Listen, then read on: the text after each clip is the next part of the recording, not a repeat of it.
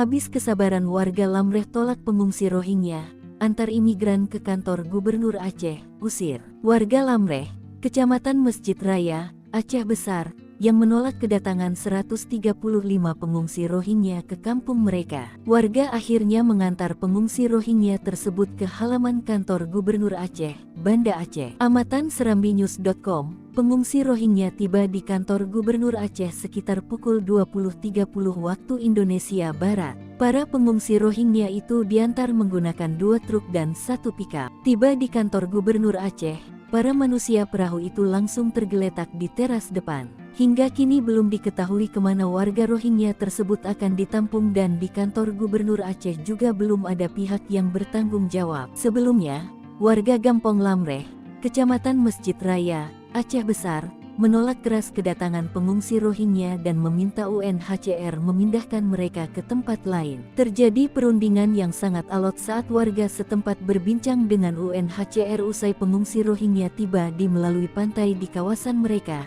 Minggu, tanggal 10 Desember tahun 2023 pagi. Kalau kami bilang tidak, ucap Jali, warga Lamreh dengan nada keras. Tidak ada musyawarah, lanjut aja terus, sambung warga lainnya. Sementara Sekretaris Desa Sekdes Lamreh, Hasmadi Khadafi, memberikan waktu hingga pukul 16 waktu Indonesia Barat sore pengungsi Rohingya berada di desanya. Lewat dari situ, kita usir paksa, kata Khadafi. Kepala Kantor UNHCR Indonesia, N. Maiman melalui Protection Associate Faisal Rahman mengatakan, pihaknya hanya bisa menjamin makan dan kebutuhan para pengungsi. Sementara mengenai tempat dan langkah penampungan selanjut, UNHCR menyerahkan sepenuhnya ke pemerintah. Sejauh ini pihaknya sudah berkoordinasi dengan pemerintah Kabupaten Pemkab Aceh Besar, namun hingga sore belum ada keputusan yang bulat.